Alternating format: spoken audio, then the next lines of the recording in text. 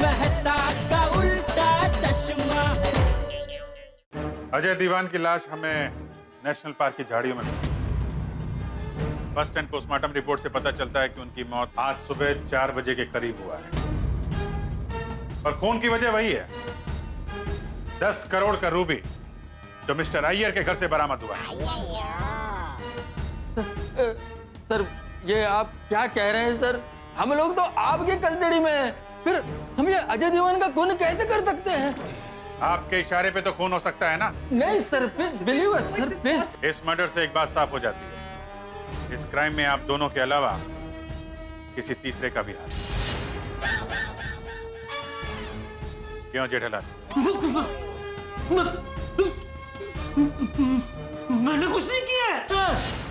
उस रात बबीता जी को अजय दीवान के घर से निकलते हुए आपने ही देखा था ना? लेकिन देखिए बबीता जी और अय्यर भाई दोनों निर्दोष हैं, इन्होंने कुछ नहीं किया है। आपको ज्यादा मालूम है तो बताइए, रूबी की चोरी और इस मर्डर में और किस किस का हाथ है? देखिए हम में से किसी का भी इस मर्डर से कोई लेना देना नहीं है। हाँ, आप खामखा हम लोगों पे शक कर रहे हैं। चाचा जी, शक करना और सवाल पूछना तो सीआईडी का काम। फिलहाल हमने आपको अजय दीवान की लाश के आइडेंटिफिकेशन के लिए बुलाया था। अभी आप सब लोग जा सकते हैं। अरे वाह, हम सब जा सकते हैं? Thank you. आइए बबीता जी, अय्यर भाई चलिए। अय्यर और बबीता जी को छोड़ के पहले रूबी की चोरी और अब इस मर्डर से केस थोड़ा पेचीदा हो गया है, तो जब तक असली कातिल नहीं पकड़ा जाता, अय्यर और बबीता जी सीआईडी की हिरासत में रहेंगे। पूछिए, पहले अजय दीवान कब मिलेगा उसका टेंशन था, अभी अजय दीवान का कातिल कब मिलेगा उसका टेंशन है। सही बात है। देखिए साहब, बबीता जी और अय्यर भाई किसी बहुत बड़ी साजिश का शिकार बने। साजिश कितनी भी बड़ी क्यों ना हो और खूनी कितना भी शातिर क्यों ना हो, सीआईडी से बच नहीं सकता। फिलहाल तो सारे सबूत यही इशारा कर रहे हैं, अजय दीवान के खून में अय्यर और बबीता जी का हाथ है। ये दोनों यहीं रहेंगे। अय्यर प्रा, बबीता जी, तुसी दोनों फिक्र ना करो, सब अच्छा हो जाएगा। हम सब आपके साथ हैं। हाँ, हमें पूरा यकीन है कि आप लोग निर्दोष हैं। आप लोगों को कुछ नहीं होगा। हाँ। कुछ नहीं होगा। चले? चलो चलो। एक मिनट सर, हम लोग घर से हमारे दूसरे कपड़े वगैरह सब मंगवा सकते हैं? ठीक है, तो मैं और दया देके जाएंगे। मेरी वाली दया। बबीता जी, अय्यर भाई, आप लोग बिल्कुल फिक्र मत कीजिए, भगवान सब अच्छा करेगा, हिम्मत रखिए। हाँ, चलो।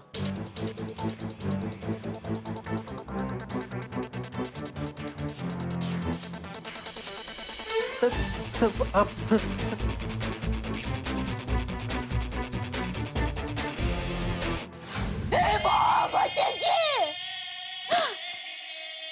ये अब क्या कह रहे हैं?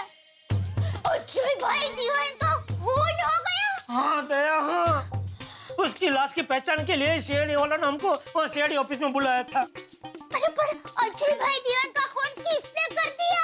कुछ पता नहीं दया, लेकिन सीआईडी वालों को बबीता जी और अय्यर भाई पे शक है। अरे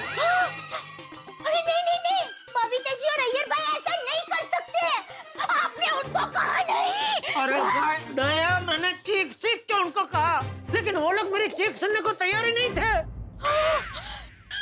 दया, तू अपनी माँ को फोन करके पूछ सकती है क्या कि अजय भाई दीवान का कातिल कौन है और बबीता जी और अय्यर भाई कब तक छूटेंगे? तू कहती है ना कि उनको घटनाओं का अंदेशा होता है। टप्पू के पापा, माँ को होने वाली घटना के बारे में पता चलता है और ये घटना तो हो चुकी है। और वैसे भी माँ को सामने से फोन करके पूछूंगी तो वो घटना के बारे में नहीं बताती। क्यों? माँ का ऐसा ही है, उसको अचानक अपने आप किसी घटना की आगाही होती है, तब वो सामने से मुझे फोन करके बताती है। अच्छा। हाँ। टप्पू के पापा, जब तक कातिल पकड़ा नहीं जाता तब तक अय्यर भाई और बबीता जी को दिन रात ऐसे ही सीडी ऑफिस में रहना पड़ेगा। हाँ दया। तो क्या हम उनको खाना और कपड़े देने जा सकते हैं? अरे दया, मैं तो भूल ही गया, हमें उनको कपड़े देने जाना ही है। अरे तो आपने ये बात मुझे पहले क्यों नहीं बताई? बबीता जी की घर की चाबी मेरे पास है। हाँ तो चल। एक मिनट रुकिए, मैं पहले टिफिन भर लेती हूँ। हाँ ठीक है, जल्दी कर। फटाफट आई हो।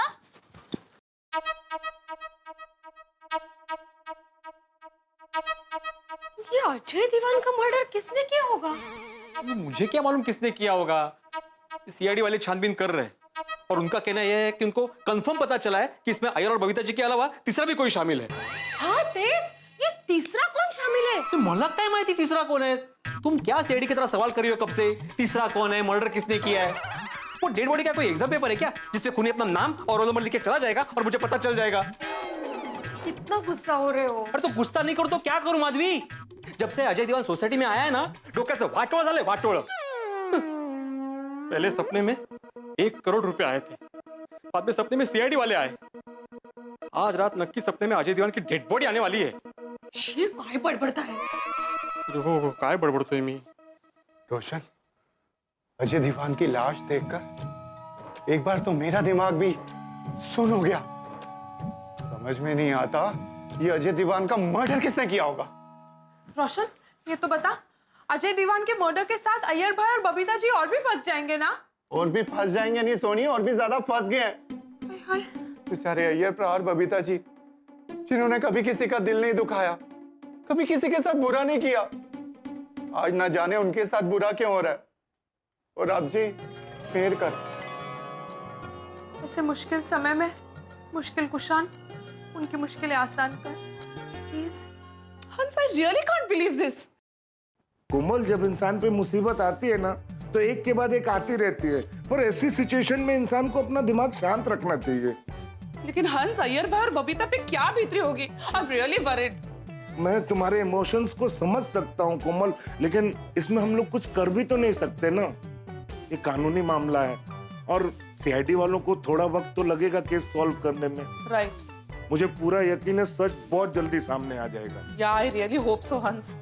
हंस, अय्यर भाई और बबीता को सीआईडी में कोई तकलीफ तो नहीं होगी ना? नहीं, कोई तकलीफ नहीं होगी। और हाँ, जेठा भाई और दया भाभी अभी उनसे मिलने भी जा रहे हैं। बबीता जी, अय्यर भाई, इसमें आपके कपड़े हैं और इसमें आपके लिए खाना लाई हूँ, और आप लोगों के लिए भी लाई हूँ खाना। हाँ नहीं दया बहन, thank you. Thank you so much Daya भाभी, thank you so much Jetha ji. अरे बबीता जी, इसमें थैंक यू क्या? वैसे अय्यर भाई, आपको छुड़ाने के लिए हमने एक वकील की भी सलाह ली थी। अच्छा, तो जेठालाल क्या कहा वकील ने? वकील ने कहा कि सीआईडी वालों के पास जो सबूत है वो सारे आपके खिलाफ है,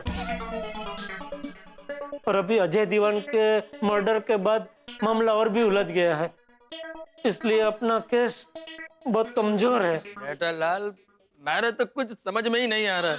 ये अजय दीवान पे विश्वास करके हम बिना वजह फंस गए। हम किसी का मर्डर कैसे कर सकते? यस बबीता जी, पता है, आप और अय्यर भाई बिल्कुल फिक्र मत कीजिए, हम सबको आप पर पूरा विश्वास है। हाँ बबीता जी, ये सीआईडी वाले भले आप पे इल्जाम लगाए, लेकिन मेरा दिल, दिमाग और मेरे शरीर का कतरा कतरा चिल्ला चिल्ला के कह रहा है कि आप और अय्यर भाई दोनों निर्दोष है। पूरी गोकुलधाम सोसाइटी आपके पीछे अड़ी खम खड़ी है और आपको छुड़ाने के लिए प्रार्थना कर रही है।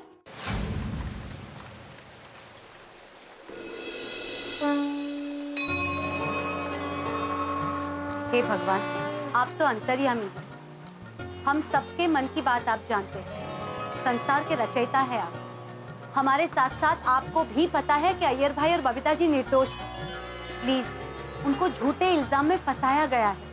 मेरी आपसे एक ही प्रार्थना है भगवान कि झूठ का पर्दा हटा के सच को सामने लाइए।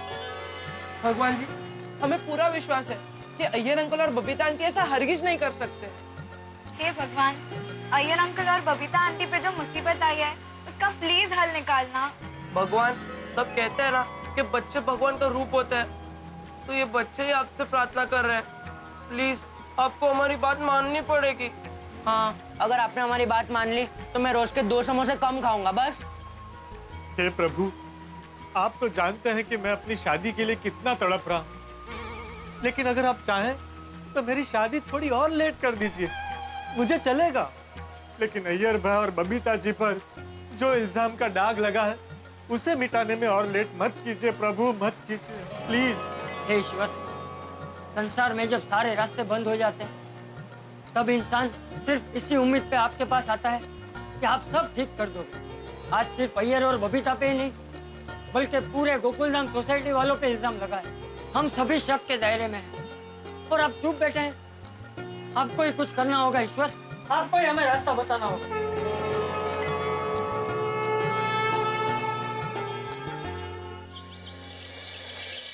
ओम मित्राय नमः रवे नमः सूर्याय नमः भानवे नमः खगाय नमः पूषणे नमः ओम हिरण्यगर्भाय नमः मरीचाय नमः आदित्याय नमः सवित्रे नमः अर्काय नमः भास्कराय नमः आदिदेव नमस्तुभ्यं प्रसिद्ध मम भास्कर दिवाकर नमस्तुभ्यं प्रभाकर नमोस्तुते।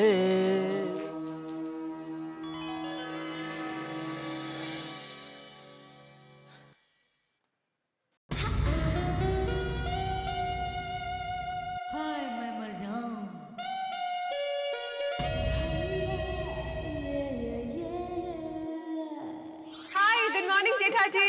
Good morning. ये सब क्या हो गया बबीता जी? अभी मैं गुड मॉर्निंग किसे बोलूं?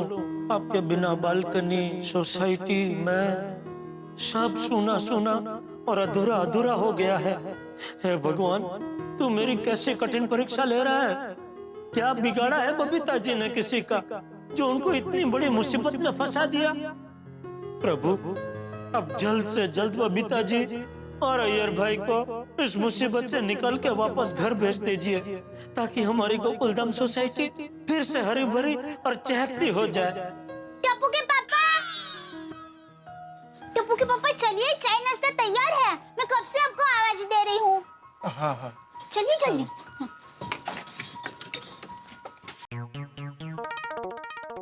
अरे आप कब आए बापूजी? अभी आए? मैं अभी आपके लिए गर्मा गर्म चाय लेकर आती हूँ। नहीं बहू, बाद में। अरे जेठिया, ए जेठिया। टप्पू के पापा, बापूजी बुला रहे हैं। हाँ हाँ बाबूजी। क्या हुआ? क्या सोच रहा है? वो बबीता जी और अय्यर भाई के बारे में सोच रहा हूँ बापूजी। सीआईडी की कस्टडी में उनकी रात कैसी बीती होगी? मुझे भी कल रात भर उनकी चिंता हो रही थी, लेकिन टप्पू के पापा बिल्कुल चिंता मत कीजिए। सीडी वाले भाई बहुत अच्छे हैं। वो लोग अय्यर भाई और बबीता जी का बहुत अच्छी तरह से ख्याल रखेंगे। अच्छी तरह से ख्याल रखेंगे मतलब क्या दया? वो लोग थोड़ी 3 रात 4 दिन के स्पेशल सीआईडी पैकेज में घूमने गए हैं कि सीआईडी वाले उनकी सरबराह करेंगे। उन पे 10 करोड़ के रूबी की चोरी का और अजय दीवान के खून का आरोप है। जब तक अजय दीवान का कतिल पकड़ा नहीं जाता, सीआईडी वाले बबीता जी और अय्यर भाई दोनों को छोड़ने वाले नहीं है। हम भी आपको छोड़ने वाले नहीं है सेठ जी। हाँ सेठ जी। बापूजी जय जिनेंद्र। नमस्ते बापूजी। हाँ जय जिनेंद्र। सेठ जी, सेठानी जी, आपको भी जय जिनेंद्र। जय जिनेंद्र। अरे आप दुकान जाने के बजाय यहाँ क्यों आ गए? सेठ जी, आप कल दुकान नहीं आए थे ना, इसलिए आज हम दुकान यहाँ लेकर आए हैं। मतलब? आई एक्सप्लेन यू सेठ जी। बबीता जी और अय्यर भाई के साथ जो हादसा हुआ ना, वो बहुत बुरा हुआ। सीआईडी वाले 10 करोड़ की रूबी की चोरी के मामले में उनको अरेस्ट करके ले गए। हमें बहुत दुख हुआ सेठ जी, और हमें उनके लिए चिंता भी हो रही है। हाँ सेठ जी, और कल आप अय्यर भाई और बबीता जी की वजह से पूरा दिन टेंशन में थे, इसलिए हमने आपको डिस्टर्ब नहीं किया। लेकिन सेठ जी, आज बात ही कुछ ऐसी है कि आपको डिस्टर्ब करने के लिए आपके घर आना पड़ा। क्यों, क्या हुआ? सेठ जी, हमारी दिल्ली वाली पार्टी मिस्टर अरोरा कल से मुंबई में है और आज शाम को अमेरिका जाने वाले हैं। इसलिए हमने आपकी मीटिंग 10 बजे होटल हाईराइज में फिक्स कर दी है। अरे नट्टू काका, मुझे पूछे बगैर आपने क्यों मीटिंग फिक्स कर दी? मेरा बिल्कुल मूड नहीं है मीटिंग करने का। आप मीटिंग कैंसिल कर दो। अरे लेकिन सेठ जी, अगर आप अरोरा साहब से नहीं मिलेंगे तो हमारे हाथ से बहुत बड़ा ऑर्डर निकल जाएगा। हाँ सेठ जी, और हमें धंधे में बड़ा नुकसान होगा। हाँ। अरे यहाँ बबीता जी और अय्यर भाई के पकड़े जाने से मैं सदमे में हूँ। ऐसे में मैं धंधे के बारे में कैसे सोचूं? तो क्या, जब तक अय्यर और बबीता छूटेंगे नहीं, तू घर में ही बैठा रहेगा? जेठिया, अरे भाई सीआईडी वाले तहकीकात कर रहे हैं ना, वो लोग अपना काम कर रहे हैं, तू अपना काम कर। जरा सोच, ये डॉक्टर हाथी के पास कोई पेशेंट आएगा और कहेगा कि मुझे बुखार है, मुझे दवाई दीजिए, तो डॉक्टर हाथी क्या उसे ऐसा बोलेगा कि भाई नहीं नहीं नहीं, 2 दिन तुम्हारा बुखार पकड़ के रखो, अय्यर और बबीता छूट जाएंगे, उसके बाद में तुझे दवाई दूंगा। ये अपना भिंडी मास्टर बच्चों को क्या ट्यूशन नहीं देगा?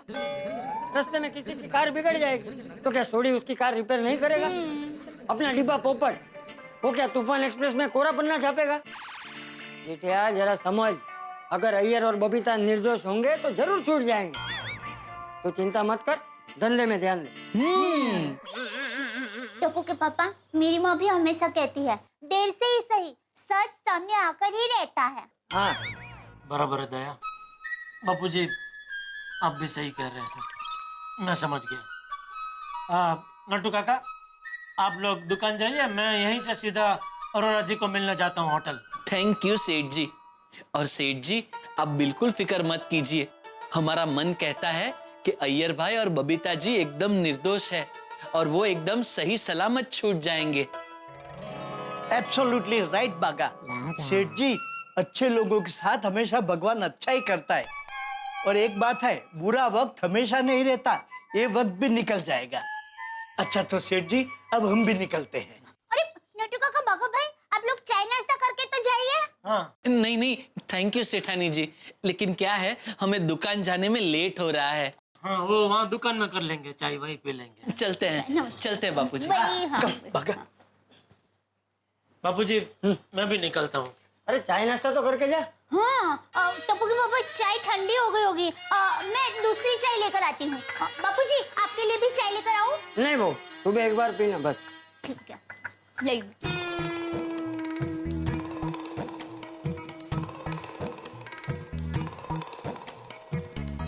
तेरे नाद में। हाय जेठा जी।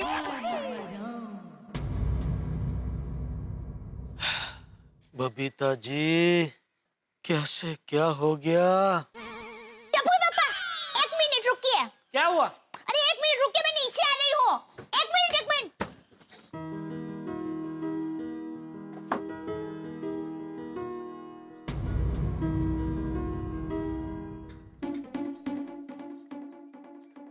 ये लीजिए, लीजिए। ये क्या है? दही गुड़। हैं? टप्पू के पापा, मेरी माँ हमेशा कहती है, जब भी हम अच्छे काम के लिए घर से बाहर निकलते हैं ना, तब थोड़ा सा दही गुड़ खाकर निकलना चाहिए। क्यों? अरे ये दही गुड़ बहुत अच्छा शगुन माना जाता है। और क्या है, ये खाने से हमारे सर पर जो बुरी बलाएं घू करके मंडराती रहती है ना, वो टपक से टल जाती है और हमारा अच्छा काम अच्छे से हो जाता है। ये लीजिए। अब देखना, आपकी मीटिंग बहुत अच्छी जाएगी। All best. चलो।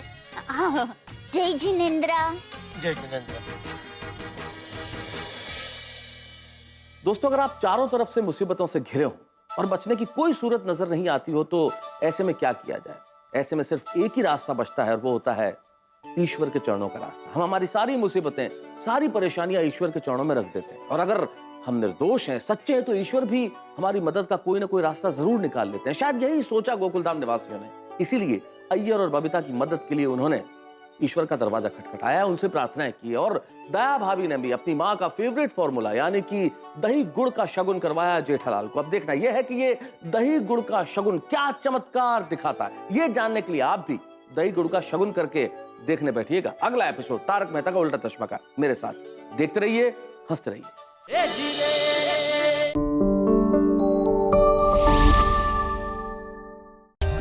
For more updates, subscribe to our channel, click the show links and enjoy watching the videos.